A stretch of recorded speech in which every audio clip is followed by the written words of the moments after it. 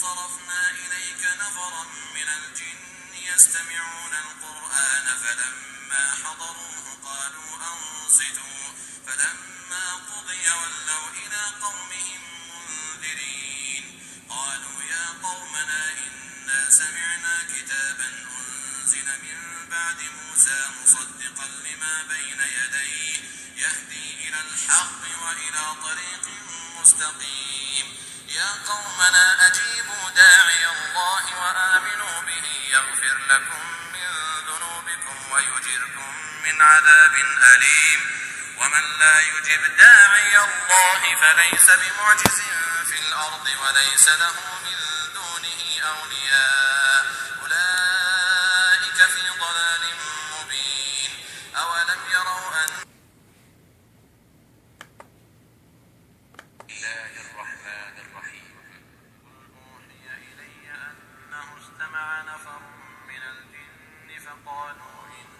سمعنا قرآنا عجبا يهدي إلى الرشد فآمنا به ولن نشرك بربنا أحدا وأنه تعالى جد ربنا ما اتخذ صاحبة ولا ولدا وأنه كان يقول سفيهنا على الله شططا وأنا ظننا أن لن تقول الإنس والجن على الله كذبا وأنه كان رجال من الإنس يعوذون برجال من الجن فزادوهم رهقا وأنهم ظنوا كما ظننتم أن لن يبعث الله أحدا وأنا لمسنا السماء فوجدناها ملئت حرسا شديدا وشهبا وأنا كنا نقعد منها مقاعد للسمع فمن يستمع الآن يجد له شهابا رصدا وأنا لا ندري أشر أريد بمن في الأرض أم أراد بهم ربهم رشدا وأنا منا الصالحون ومنا دون ذلك كنا طرائق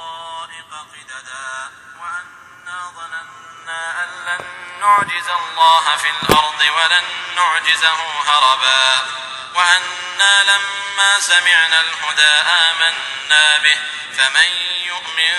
بربه فلا يخاف بخسا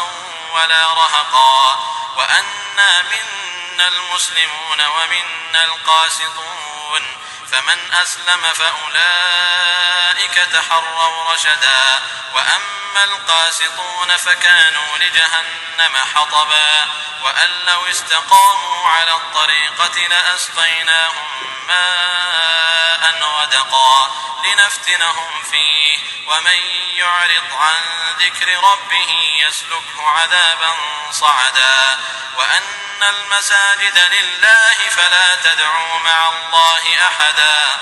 وأنه لما قام عبد الله يدعوه كادوا يكونون عليه لبدا قل إنما أدعو ربي ولا أشرك به أحدا قل إني لا أملك لكم ضرا ولا رشدا قل إني لن يجيرني من الله أحد ولن أجد من دونه ملتحدا إلا بلاغا من الله ورسالاته ومن يعص الله ورسوله فإن له نار جهنم خالدين فيها أبدا حتى إذا رأوا ما يوعدون فسيعلمون من أضعف ناصرا وأقل عددا قل إن أدري أقريب ما توعدون أم يجعل له ربي أمدا عالم الغيب فلا يظهر على غيبه أحدا إلا من ارتضى من رسول فإنه يسلك من بين يديه ومن خلفه رصدا ليعلم أن قد أبلغوا رسالات ربهم وأحاط بما لديهم وأحصى كل شيء عددا.